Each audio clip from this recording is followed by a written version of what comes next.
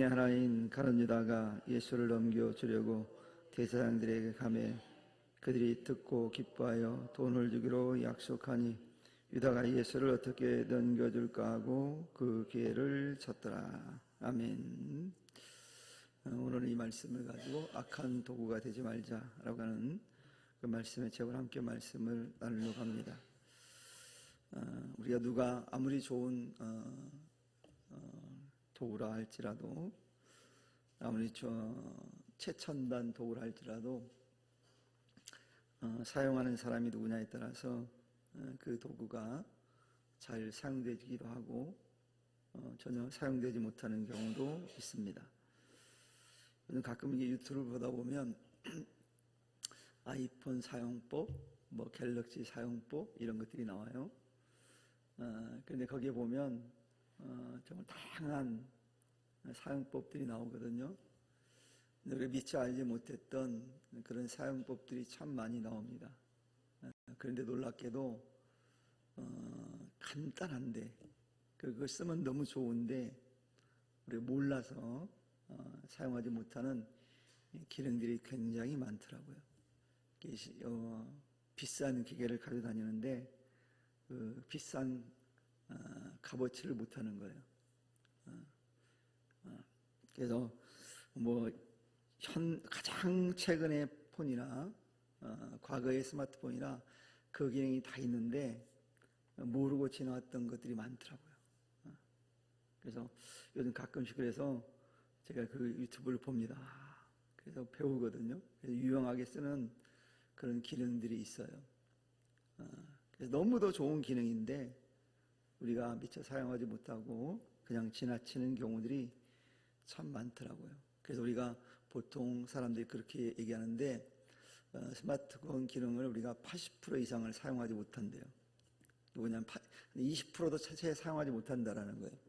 그만큼 기능이 많은데 우리가 사용을 못하고 좋은 기계를 썩히는 거예요. 누구 때문에요? 우리 때문에. 우리가 그 기능을 잘 알면 그 좋은 도구를 가지고 유용하게 사용할 수 있는데 귀하게 쓰이지 못하고 그냥 전화를 받고 거는 정도밖에 사용을 못한다는 거예요. 그래서 우리가 끊임없이 그래서 그 기능을 배우고 해야만이 그 비싼 핸드폰의 가격만큼 우리가 사용을 하는 거예요. 사실 스마트폰이 엄청 비싸거든요. 그렇죠. 우리가 살 때 얼마 안 든다 그러지만 실은 그 요금에 다 뭐가 돼 있어요? 가격이 다 포함되어 있거든요. 최소 다 100만 원이 넘잖아요, 핸드폰이요. 이거 비싼 거예요. 여러분, 요즘 컴퓨터가 100만 원 넘는 건 굉장히 좋은 겁니다. 그러니까, 이 스마트폰이 컴퓨터보다 더 비싸다는 거예요. 그 얘기는 다른 말로 얘기하면 기능이 거기 많다라는 거예요. 근데 우리가 그걸 사용하지 못하고 있는 거예요.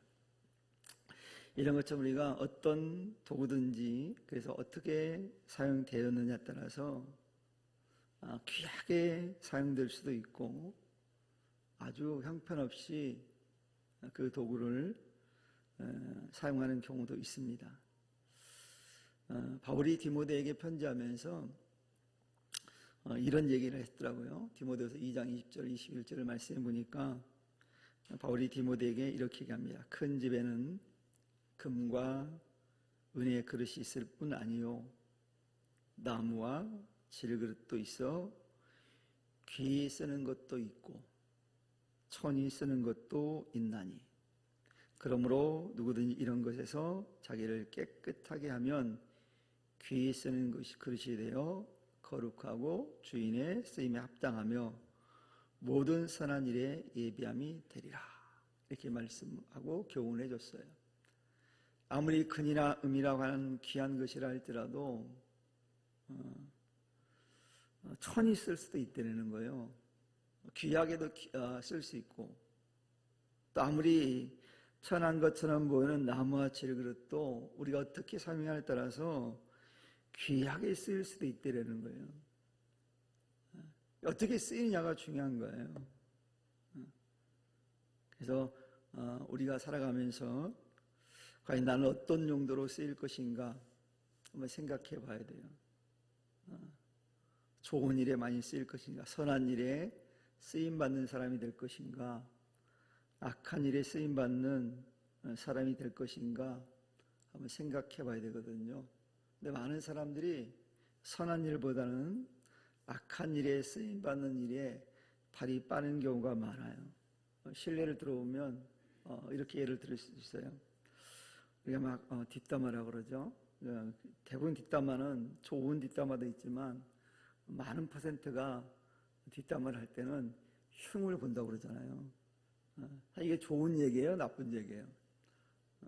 나쁜 얘기죠. 훨씬 더 많이 우리가 비유를 따져보면 훨씬 더 나쁜 얘기를 더 많이 알며 사는 경우가 많아요. 그러면 우리 입이 좋게 사용되는 거예요? 안 좋게 사용되는 거예요?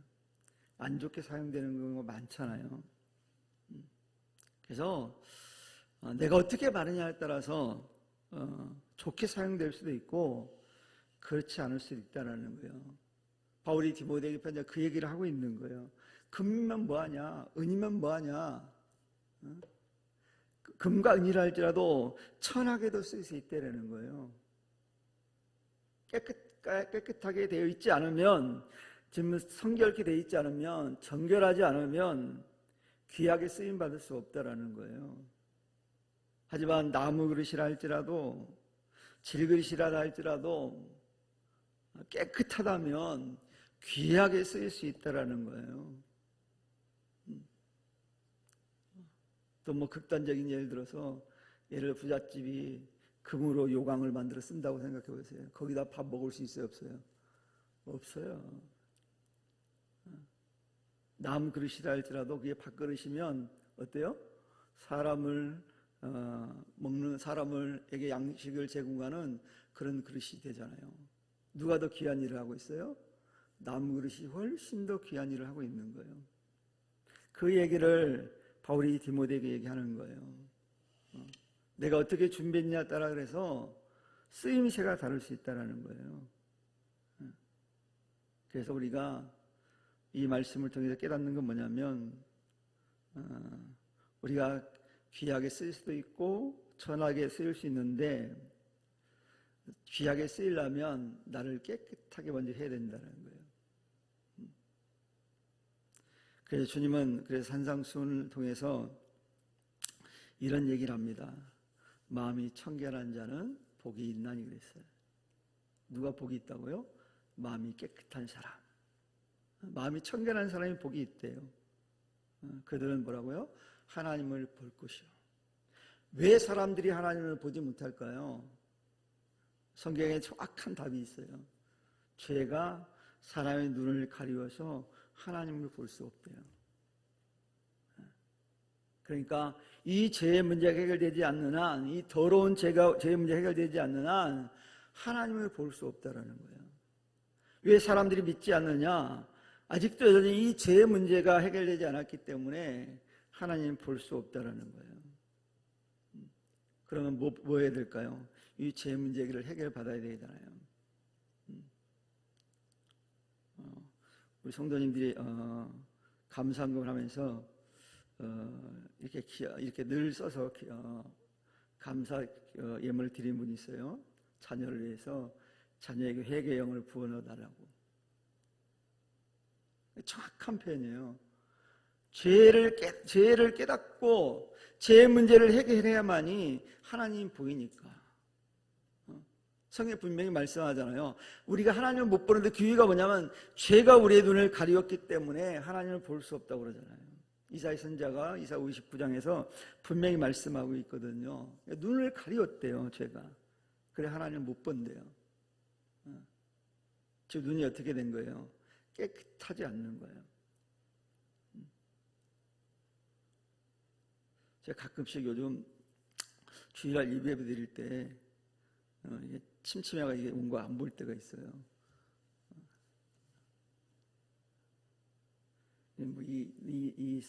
서치 때문에 막 눈이 부셔가지고 잘 안 보일 때가 있어요. 쳐다가 순간에 볼 때가 있거든요, 제가요. 그러면 한동안 이렇게 침침해요. 마치 죄라는 게 그런 거거든요. 잘 봐야 되는데 안 보이는 거예요. 그래서 주님께서 그 얘기를 한 거예요. 마음이 깨끗하지 않으면, 죄 문제가 해결되지 않으면 하나님 볼 수 없지만, 마음이 청결한 자, 죄 문제를 해결한 자는 하나님을 볼 수 있대요. 그러니 우리가 하나님께 쓰임 받으려면 우리가 깨끗해져야 돼요. 정결하게 돼야 돼요. 그래야 쓰임 받을 수 있어요. 그래야지 악한 도구가 되지 않아요. 선한 도구로 사용되는 거예요. 우리가 어떤 도구를 사용할 때 그냥 창고에 탁 처박아 놓으면 녹슬어 가지고요, 한참 지나면 사용할 수가 없어요. 그 쓰려면 어떻게 해요?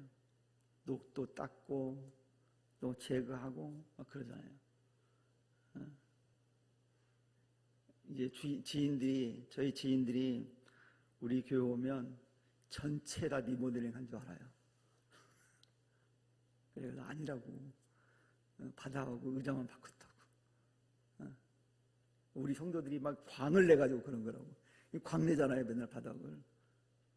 그러니까 깨끗하게 해놓으니까 사람이 생각할 때 좋은 이미지를 갖는 거예요.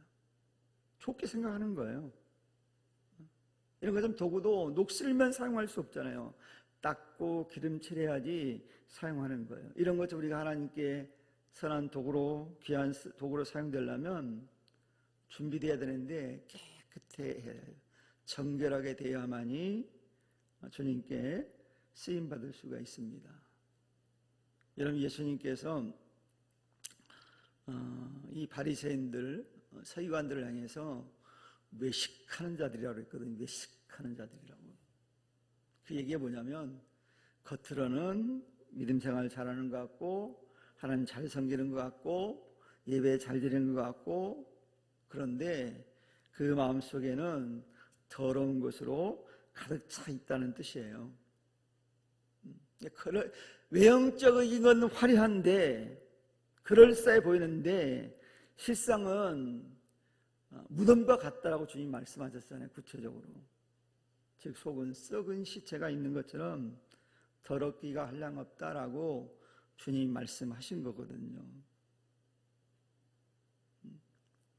그런데 예수님께서 공생의 기간 동안에 말씀을 전할 때 바리새인들이 그런 상태였거든요. 왜 그랬을까요? 그들은 전통을 매우 중요하게 여겼거든요. 그러니까 전통을 지키는 거. 이 전통이 무엇보다 위에 있었냐면 하나님의 계명보다 위에 있는 거예요. 근데 여러분, 하나님 말씀보다 위에 있는 건 없어요.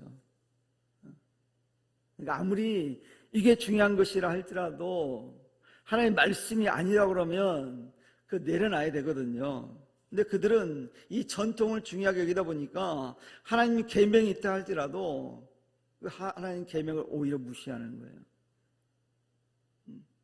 그래서 그들을 향해 주님이 뭐라고 얘기하냐, 외식하는 자들을 향해서, 전통을 중시하는 자들을 향해서 주님이 뭐라고 이렇게 얘기합니다. 마태복음 15장 11절에 보면 주님이 이렇게 얘기해요. 입으로 드러나는 것이 사람을 더럽게 하는 것이 아니라 입에서 나오는 것이 사람을 더럽게 하느니라 그랬어요. 그러니까 어떤 걸 품고 있느냐가 중요하다는 거예요. 어떤 생각을 가지고 있느냐, 어떤 마음을 가지고 있느냐, 이게 중요하다는 거예요. 그 마음속에 품는 것들이 무엇이냐에 따라서 나오는 게 다른 거예요.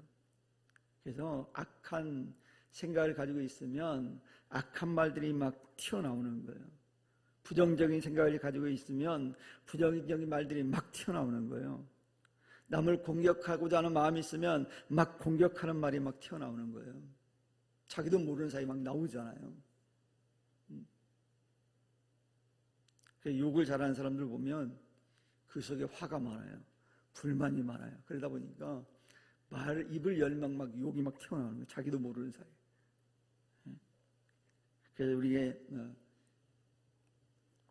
언어적 습관을 보면 나의 현재 마음 상태를 대략 짐작할 수 있어요. 그래서 우리 사춘기 아이들이 그러잖아요. 막 너 왜 그렇게 못되게 구니? 그러면 걔들이 그래요. 저도 모르겠어요. 그래요. 왜 모를까요? 사춘기 때는 자기 정체성에 대한 혼란이 있어요. 마음속에, 생각 속에. 자기도 잘 몰라. 이게 좋은지 나쁜지, 이걸 해야 될지 안 해야 될지를 모르기 때문에 막 나오는 거예요. 아무거나. 그러니까 문제가 생기는 거예요. 학교 가다 문 딱 닫고 들어가면 엄마가 그럼 너 왜 그러냐 도대체. 그러면 특별한 이유 없어요. 걔네들 뭐 화가 나서 그런 게 아니에요. 집에만 오면 왠지 애들이 짜증을 내는 거예요. 밖에 나가면 얼마나 상냥한지 애들이. 여러분 혹시 길거리 가다가 중고등학생 중에 이 여자 남자들이 가는 애들 한번 보셨어요? 저는 가끔 이렇게 유심히 보는데 애들이 얼마나 다정하게 얘기하는지 몰라요. 막 얼마나 사랑스럽게 얘기하는지 몰라요. 걔네들이 집에 가서 그럴까요? 절대 안 그렇거든요. 그러니까 자기 정체성이 확립되지 않았기 때문에 이 온갖 나쁜 거 좋은 거 구별하지 못하니까 막 튀어나오는 거예요. 그런데 아이들이 성장하면서 이제 어른이 되어가면서 스스로들 자기 정체성을 확립해가면서 조절 능력이 생기잖아요. 그러니까 나쁜 건지 좋은 건지를 구별해서 그때부터 생각을 가지고 좋은 생각을 가지고 좋은 얘기를 하게 되는 거예요. 그러니까 그럴 때 아이들한테 사춘기 이럴 때 좋은 걸 자꾸 집어넣어줘야 되거든요. 그래야지 좋은 것을 많이 담고 있어야지 어때요? 좋은 거를 계속 주는 거예요. 어제 우리 학생들하고 붕어빵 나눠줬나 봐요.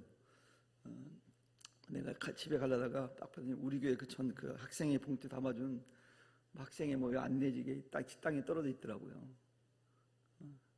그럼 안 좋잖아요. 우리 교회 이미지가. 제가 또 디테일한 사람이라 그걸 주워가지고 붕어빵을 먹고 있는데 네가 버렸니? 그랬더니 제가 실수로 버렸어요. 떨어졌다고 그러더라고요. 혼내는 게 아닌데. 그래서 맛있지? 그랬더니 맛있대. 거기 한마디 더 했어야 되는데 내가 바빠가지고 그 얘기를 못했는데 예수 믿으라고 교회 좀 나오라고. 만약에 제가 나쁜 생각을 가지고 있었으면 어땠을까요? 이아이 뭐 혼냈겠죠. 기분 나쁘잖아요. 솔직히 말해 우리 교회 건데 그거. 근데 내가 순간 하나님이 저를 화내면 안 돼. 좋게 이렇게 하고 지나갔던 기억이 나요. 어제예요. 어제. 이게 중요하거든요. 그래서 우리가 무엇이 나오냐에 따라서 더럽게 하기도 하고 깨끗게 하는 거예요. 나오는 게 굉장히 중요하다는 거예요. 근데 그게 좋은 게 나오려면 안에도 좋은 게 있어야 돼요. 그리고 마태복음 15장 18절 19절에서도 주님이 말씀합니다. 입에서 나오는 것들은 마음에서 나오나니 그랬어요. 어디서 나온다고요? 마음에서 나온대요. 이 마음은 생각과 똑같은 거거든요. 그래서 마음에서 나오나니 이것이야말로 사람을 더럽게 하느니라. 마음에 나오는 것은 악한 생각과 살인과 간음과 음란과 도둑질과 거짓 증언과 비방이니 그랬어요. 그래서 이 악한 마음을 가지고 있어, 악한 생각을 가지고 있으면 이런 부정적인 것들이 막 나오는 거예요. 여러분 연쇄살인범들한테 이 치조를 하다 보면 연쇄살인범들이 한계가 공통점이 있다는 거예요. 처음에는 사람 죽인 거에 대한 죄책감이 심하대요. 그런데 쾌감이 있대요. 그래서 점점점 강력하게 한다는 거예요. 여러분 죄라는 게 그만큼 무서워요. 여러분 도박 중독 이런 중독들을 왜 걸린지 아시죠? 더 강한 걸 요구하기 때문에 자꾸 더 깊게 들어가는 거거든요. 죄도 그래요. 자꾸 나쁜 거 하다 보면 점점점 나쁘게 되어지는 거예요. 그러니까 우리가 깨닫고 빨리 멈춰야 돼요. 신호가 올 때가 있거든요. 더 이상 가면 안 돼 라고 신호등을 빨간불을 막 마음속에 켜주거든요. 그때 멈춰야 되는 거예요. 근데 무시하고 가면 어떻게 돼요? 점점점 그 악한 것들이 진해지게 되는 거예요. 근데 중요한 건요, 성경에서 이런 악한 생각과 악한 행동들은 주님을 기쁘시게 드릴 수 없다는 거예요. 주님이 기뻐하지 않는데요. 그러면 멈춰야 될까요? 가야 될까요? 주님이 기뻐하지 않는데 왜 갑니까? 멈춰야죠. 우리가 효자, 효녀라는 말을 하죠. 진정한 효자, 효녀는 어떤 자녀들이 진정한 효자, 효녀일까요? 부모의 뜻을 알고 멈출 줄 아는 자녀예요. 부모가 해준 평상의 교훈을 마음에 새겨서 멈출 줄 아는 그런 자녀가 효자, 효녀예요. 돈 많이 주고 좋은 옷 사주고 맛있는 거 많이 사주고, 이게 효자, 효녀가 아니에요, 사실은. 물론 그것도 해주면 좋겠죠. 그것까지 덤을 해주면 좋은데 그게 전부가 아니라는 거예요. 그건 다 해주는데 늘 마음에 상처를 줘, 자녀가. 그럼 얼마나 힘들겠어요, 부모가. 그 진짜 효가 아니잖아요. 진정한 효는 부모 마음을 시원케 하는 거잖아요. 주님을 기쁘게 해드리는 건 뭐냐면 주님의 마음을 기쁘게 해드리는 거잖아요, 최종적으로. 그래서 여러분, 우리가 악한 생각과 악한 행동, 이런 것들은 반드시 버려야 할 것이지 취할 게 아니에요. 그래서 우리의 악한 생각과 악한 행동을 버리면 하나님께 우리의 삶 가운데에서 반드시 역사하실 거예요. 이런 은혜가 우리 자리에 있는 우리들에게 있기를 주님의 이름으로 축원합니다. 이건 버리면 버릴수록 나를 유익하게 하고 하나님을 영화롭게 하는 거기 때문에 자꾸 버려야 돼요, 자꾸. 오늘 본문을 보면 정말 어리석은 사람이 등장하잖아요. 우리가 너무 잘 아는 성경의 인물. 이 사람도 예수님의 제자였어, 한때. 12제자 가운데 한 제자였잖아요. 얼마나 큰 축복입니까? 여러분, 예수님이 12제자가 됐다는 거 어마어마한 복이잖아요. 아무나 될 수 있는 게 아니에요. 아무나 될 수 있는 게 아니에요. 제가 예전에 시골 동천에 목회할 때 제가 교회 아이들을 이렇게 축구단도 만들고 교회 PC방도 만들어주고 교회도 공방도 하고 막 그랬어요. 시골 동네니까 혜택을 못 받으니까. 제가 처음 갔을 때는 동네에 컴퓨터가 하나도 없었어요. 근데 교회만 오면 있었어요. 애들이 막 학교 나면 교회로 오고 막 그랬거든요. 그래서 제가 차를 끌고 나가면 애들이 착 손을 멈춰요, 차를. 그러면 저한테 물어요. 목사님, 교회 가도 돼요? 그래요. 아니, 애들이 교회 온다는데 싫어할 목사가 어디 있어요? 당근 되지, 당근. 와. 그래서 우리 교회가 매일 아이들로 폭적폭적했어요. 그 학교가 100명도 안 되는 학교였는데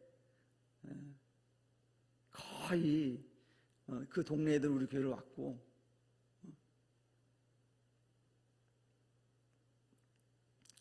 열심히 아이들이 교회에 놀러 왔어요. 교회에 열심히 놀러다가 교회도 나오고 그랬던 기억이 나요. 그래서 하나님이 좋아하실 일이 기뻐하실 일이 뭘까 생각하다가 그렇게 한 거거든요, 제가요.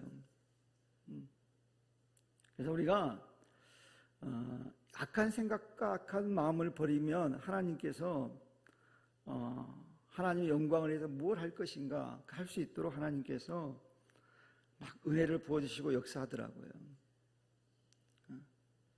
그래서 아이들이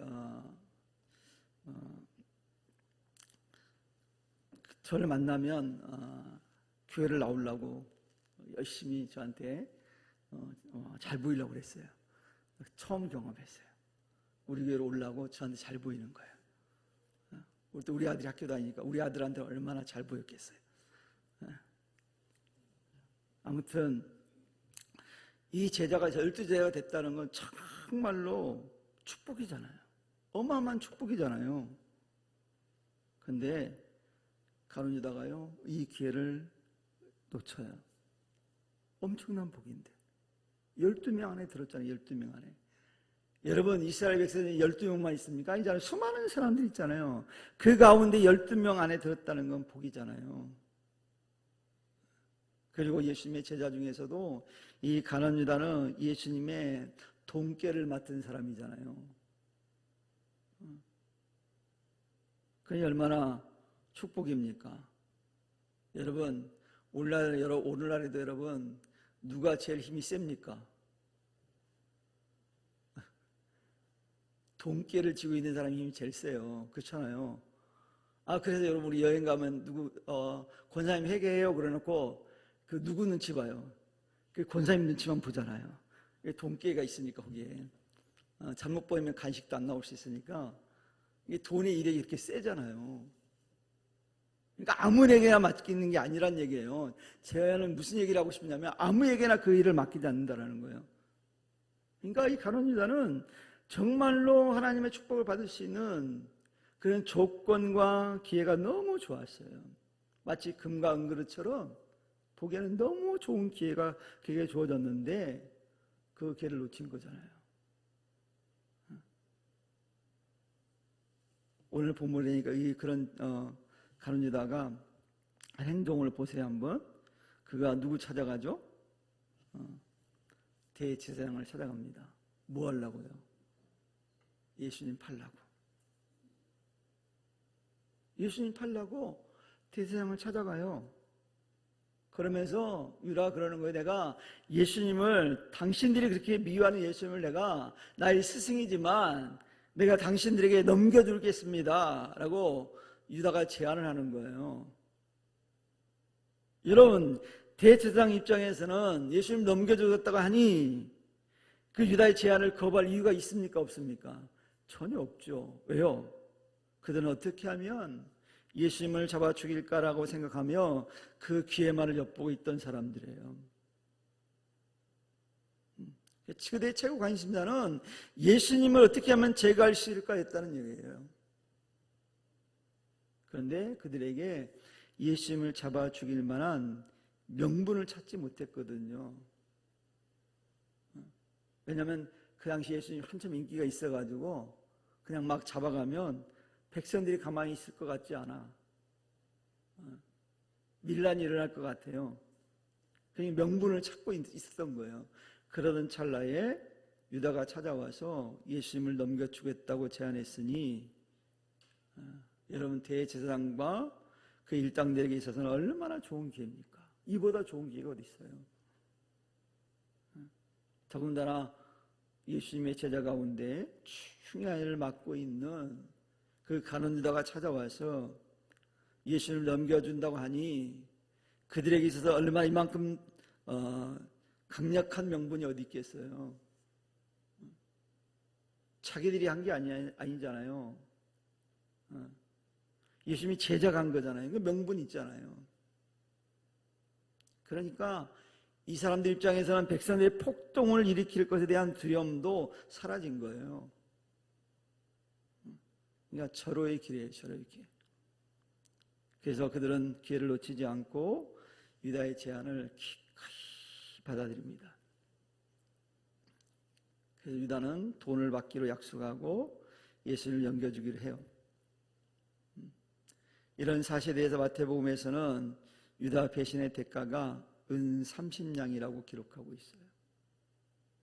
그걸 받고 예수님 팔기로 유다가 약속한 거예요. 그 작전을 세우잖아요.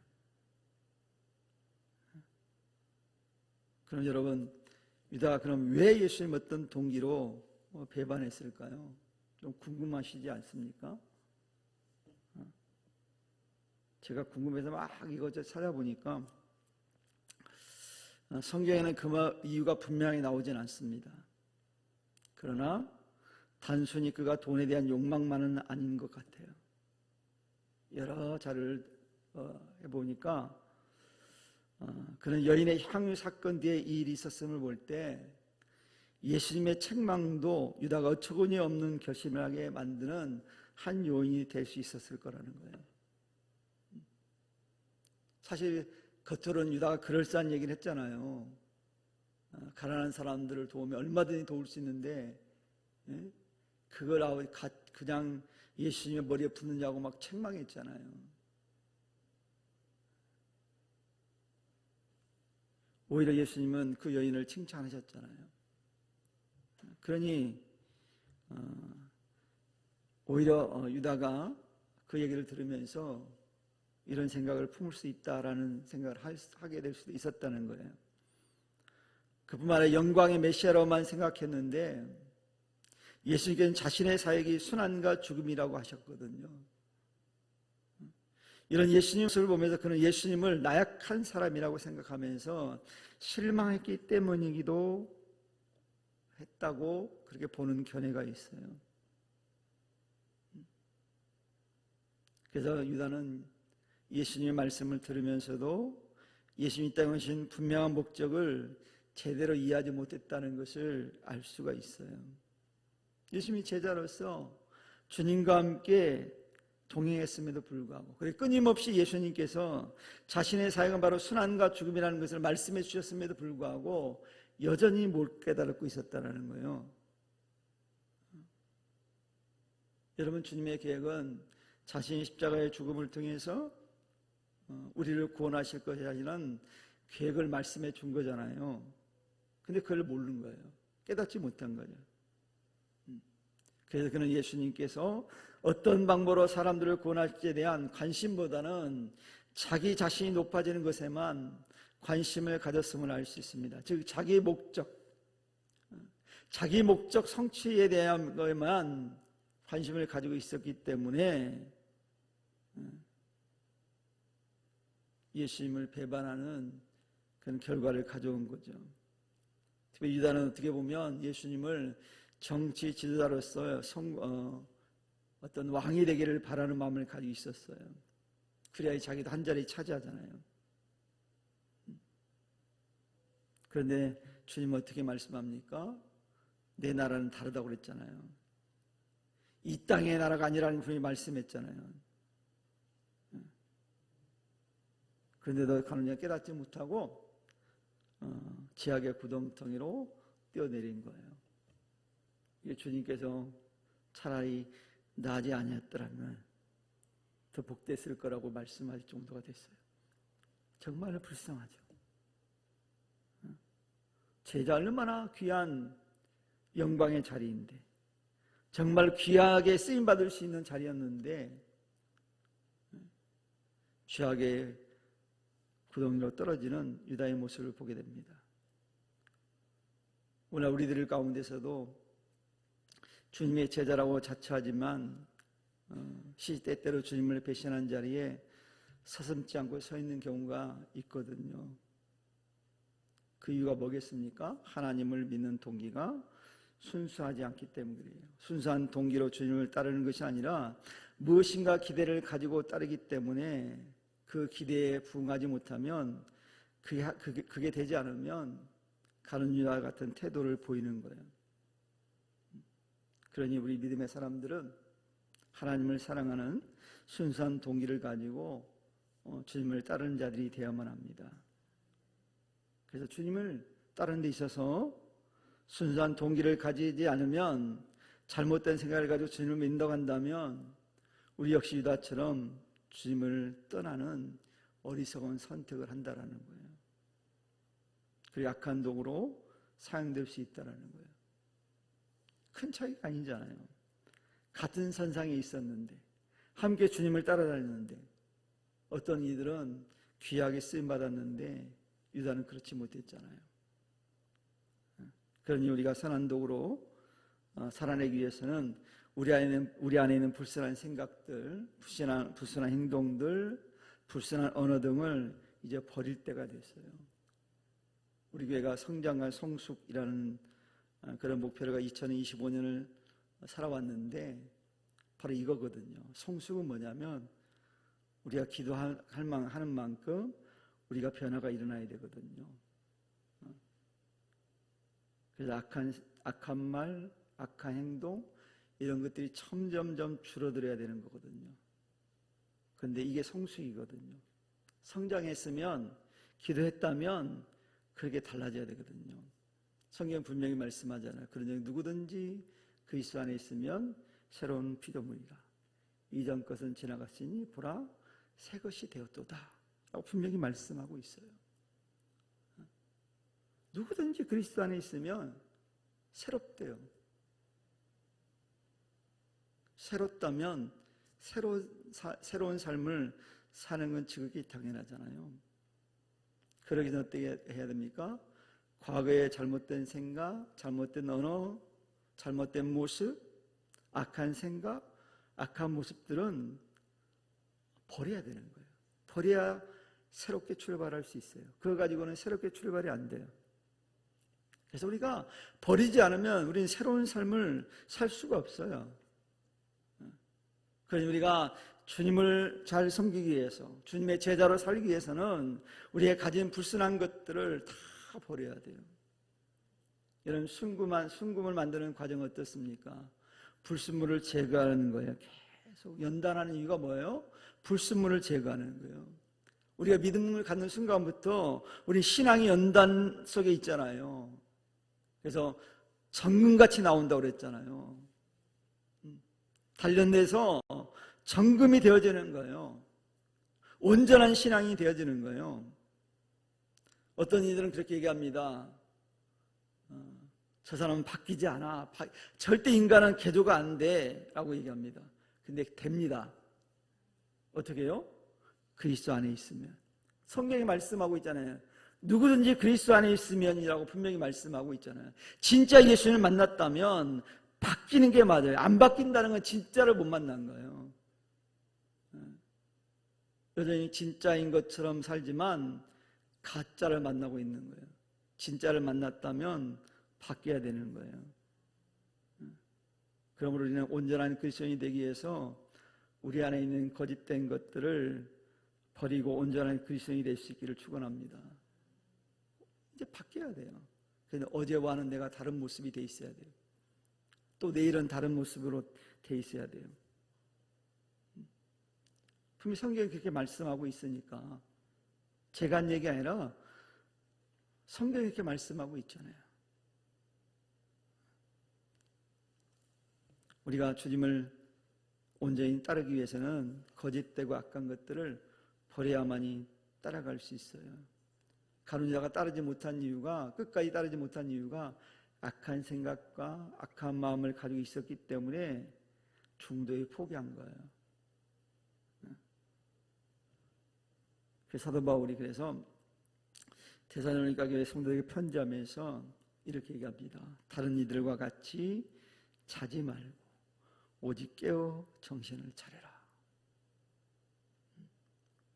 진짜 믿음의 사람이라면 자지 말래요. 깨어 있으래요. 육체적인 잠을 자지 말라는 얘기가 아니잖아요. 영적으로 깨어 있어야 된다는 거예요. 정신 차려야만이 제대로 보고 갈 수 있는 거예요. 잠들어 있으면 볼 걸 못 봐요. 가끔 여러분들이 그런 경험할 거예요. 딴 생각하고 길을 가다 보면 빨간 불일 때 그냥 건너고 있을 때가 있어요. 깜짝 놀리잖아요. 지나고 나서 내가 빨간 불일 때 지나갔네.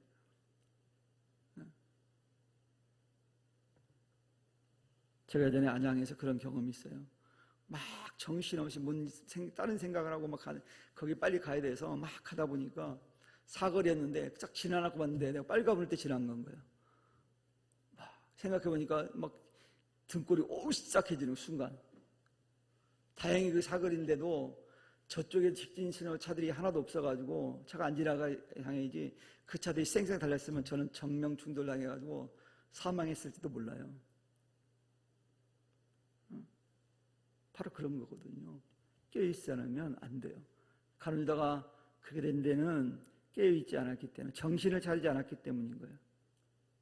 그래서 바울은 믿음의 사람들을 향해서 데살로니가전서 5장 22절의 말씀을 통해서 이렇게 말씀하죠. 악은 그 모양이라도 버려라. 모양을 버려야 된대요. 감사하고 뭐 이런 얘기를 하고 난 다음에 항상 기도하라고 말씀하고 난 다음에 한 얘기가 악은 모양이라도 버리라는 거예요. 쉬지 말고 기도하고 범사에 감사하고 이 얘기를 하고 난 다음에 악은 모양이라도 버리라는 거예요. 기도하는 이유, 감사해야 될 이유, 악은 모양이라도 버려야 되기 때문에 버려야 되는 거예요. 버리지 않으면 안 돼요. 이처럼 우리는 그리스도 안에서 변화되어서 순수한 신앙을 소유함으로 유다 같은 일에 사용되는 성도가 돼서는 안 됩니다. 실제로 그렇게 사용되는 사람들이 있어요. 오늘날에도. 오늘날 교회 안에 이런 모습을 가진 이들이 있기 때문에 교회가 어려움을 겪기도 하고 교회가 혼란을 겪기도 하고 아픔을 겪는 경우들이 종종 있거든요. 우리 교회는 이런 성도들이 없고 정말로 순수한 신앙을 소유한 하나님 앞에 부끄럽지 않는 순수한 신앙을 가진 성도들로 가득 차서 우리 모든 성도들이 주님을 위해서 귀하게 쓰임받는 그런 복된 교회가 되기를 소망합니다. 그리고 우리가 그런 성도가 되었으면 좋겠어요. 이왕 믿을 바야. 여러분, 이왕 믿을 바야. 제대로 믿어야 될 거 아니에요? 이왕 하나님을 섬길 바야 제대로 섬겨야 되지 않겠어요? 이왕 신앙생활할 바야 제대로 하는 게 좋지 않겠습니까? 그래 하나님이 기뻐하실 거 아니에요? 그래 오늘 이 시간에 이 자리에 있는 모두는 정말 하나님 앞에 그 누구보다도 귀하게 쓰임받았으면 좋겠어요. 하나님 보시고 행복했으면 좋겠어요. 우리를 보면서 내가 너를 보니 너무 행복하다. 우리 주님을 볼 때 내가 너를 보니 정말 기쁨이 넘치다 라고 할 수 있는 그런 말을 들을 수 있는 우리 성도들 다 될 수 있기를 주님의 이름을 간절히 축원합니다. 기도합니다.